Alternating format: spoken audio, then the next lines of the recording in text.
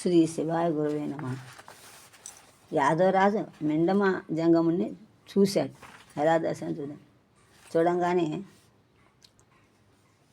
ఎలా అన్నట్ట యాదవరాజు శివుడితో అన్నట్ల, అయ్యా మెండ జంగముడితో శివుడు మాట్లాడుతున్నాడు. అయ్యా ఎక్కడి నుండి ఎక్కడికి లీలార్థము విచ్చేసినారు, ఈ అబ్జాబ్జానన మీద నింత దయమీగెట్లయ్యే, నేడిద్దే నిజయ్యం కాగలయాయుడి ఉడిగంబని ప్రశంసింపన్ ఫణాగ్రామణి శయ్యాస్త్రుండు ప్రసన్నమూర్తి రాజన్యన్ విలోకించుచున్. అంటే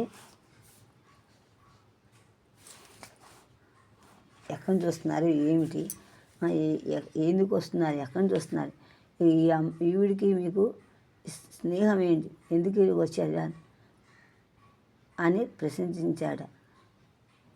రాజుని చూస్తూ ఎక్కడి నుంచి వస్తున్నారు ఏమిటని అడిగాడు. అంటే ఆయన చెప్తున్నాడు, జంగమ నామధేయ నిజంబుగా నిచ్చ చెరింప జంగమ నామధేయమని,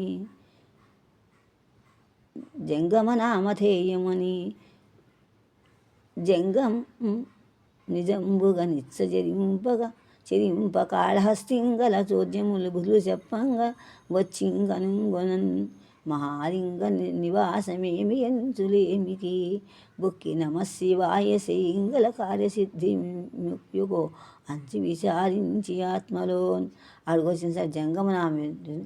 జంగమనామధేయము నిజంబుగా నిచ్చ, జంగమనామనే ఉండాలి, నామధేయము నామానకూడదు.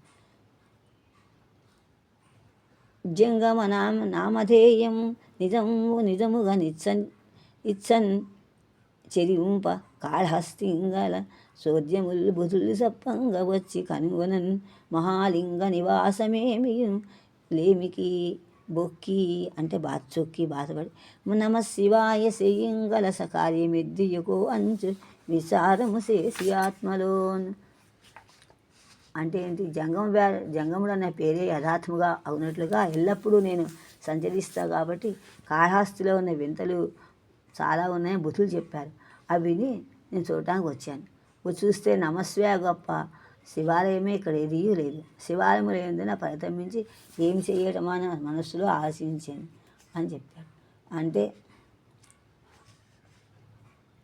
జంగమ అనేది సద్నిర్వచనంతో చెప్పిన ఈ పద్యము పూర్వోత్తర ఈ విధంగా అవనగానే ఏమంటున్నాడు, నీకనయైన భర్త వరుణ్ గొడగానను కాన నీకు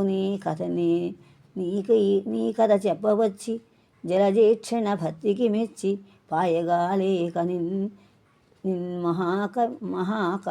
కపట లీల వశీకుతున్ చేసినాడ రాజా కలధౌత శైల శిఖారే ముగేము కట్ట పంపవే.